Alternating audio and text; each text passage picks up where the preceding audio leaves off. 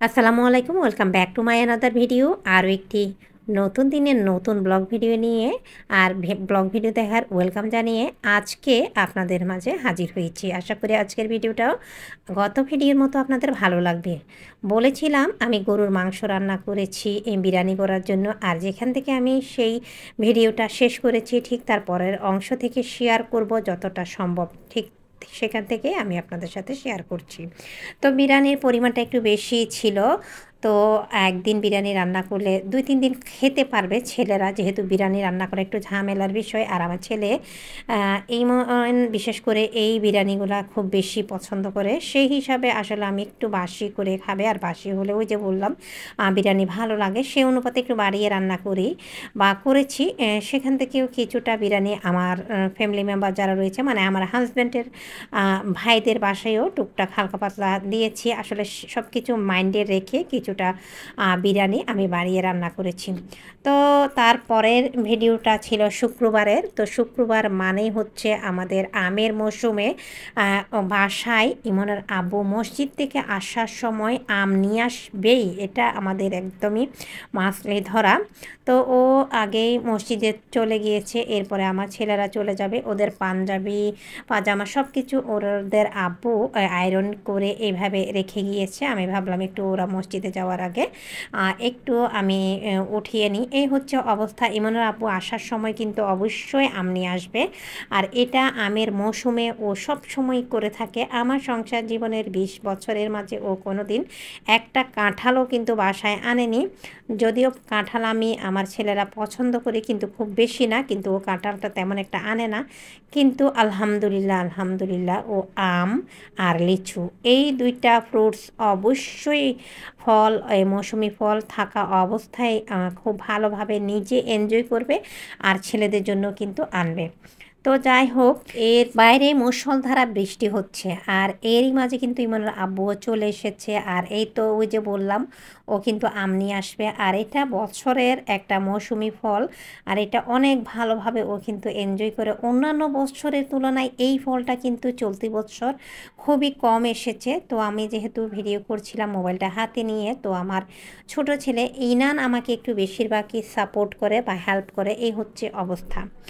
আসলে এই যে আমের মৌসুম, এই আমের মৌসুমে বাসায় যদি আমটা থাকে তখন কিন্তু ছেলেদেরকে ওই যে মানে তরকারি দিয়ে ভাত খাওয়াবো বা মাছ ডিম দিয়ে ভাত খাওয়াবো, সে ঝামেলাটা পোহাতে হয় না। কারণ বাচ্চারা তো ব্রয়লার মুরগি বা ডিম, পাতলা করে মসুরের ডাল এই টাইপের খাবারগুলো বেশি পছন্দ করে। তো তারা তো খুব বেশি মানে তরকারি শাকসবজির প্রতি তাদের অনীহা, খাবে না, এরকম একটা অবস্থা। তো আমের সাথে সাথে কিন্তু ও পেয়ারাও নিয়ে এসেছে। যত যাই হোক, এগুলো হলুদ মরিচ দিয়ে পেয়ারাগুলো আমি আমার ইনানকে আমি কুচি করে কেটে দেই, ওরা এটা পছন্দ করে, বিশেষ করে ভাতের পরে। তো ওই যে বললাম আমরা আবার কিছু সময় আগে যেটা শেয়ার করেছিলাম সে কথায় ফিরে আসি। তো আম যদি থাকে বাসায় তাহলে কিন্তু ভাত দিয়ে আম দুধ ভাত, এইটা কি একটা মজার। আসলে এই খাবারটা হচ্ছে আম দিয়ে দুধ ভাত মৌসুমি একটা খাবার, পৃথিবীর সবচাইতে বড় নিয়ামত। গাছ পাকা আম দিয়ে দুধ ভাত, আমার মায়ের হাতে আমি খেয়েছি, আর আমার হাতে খাচ্ছে আমার ছেলেরা। পৃথিবীতে আমার মনে হয় বিশেষ করে বাংলাদেশে ঠিক এই কি বলবো প্রথাটা বা নিয়মটা চালু নেই বা করে না বা খায়নি এরকম সন্তানাদি বা ছেলে মেয়েরা কিন্তু খুবই কমই আছে। আমি কিন্তু আমার মায়ের হাতে খেয়েছি, আর আমি আমার ছেলেদেরকে আমার হাতে খাওয়াচ্ছি। এই হচ্ছে অবস্থা। সেটা কিন্তু ইমনের আব্বুও খেয়ে থাকে। তো বিরিয়ানির ভিডিওটা দেখেছেন সেটা কিন্তু আমার একদিনের ভিডিও ছিল, আর এই যে আম থেকে শুরু করে এখন পর্যন্ত যে ভিডিও দেখতে পাচ্ছেন সেগুলি ছিল অন্য দিনের ভিডিও।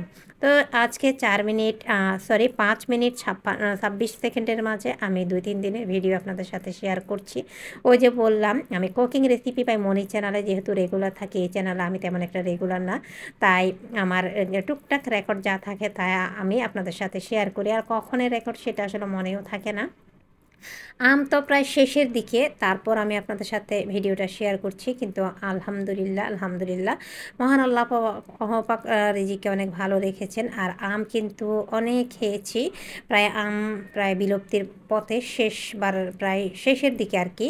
এই হচ্ছে অবস্থা। তো আমি ওদেরকে তরকারি দিয়ে ভাত দিয়েছি, আর সাথে ওদের দুজনের জন্য দুধ দিয়ে ভাতটা মাখিয়ে আমি একটি বাটিতে এই তো নিয়ে নিচ্ছি। এইবার দুজনকে দুই পাশে দিয়ে দিব। মাঝে মাঝে কিন্তু আমিও খাই, আমি যে নিজেকে বাদ দিই এরকম না, আমারও কিন্তু খেতে ইচ্ছে করে। আমার হাজব্যান্ডও কিন্তু এই আম দিয়ে দুধ ভাতটা পছন্দ করে। আর কারা কারা ছোটোবেলায় এইভাবে যার যার মায়ের হাতে গাছ পাকা আম দিয়ে দুধ ভাত খেয়েছেন আর নিজেরা নিজেদের সন্তানদেরকে খাওয়াচ্ছেন, অবশ্যই কমেন্টের মাধ্যমে জানাবেন। তো আজকের ভিডিও এই পর্যন্ত। সবাই ভালো থাকবেন। আসসালামু আলাইকুম।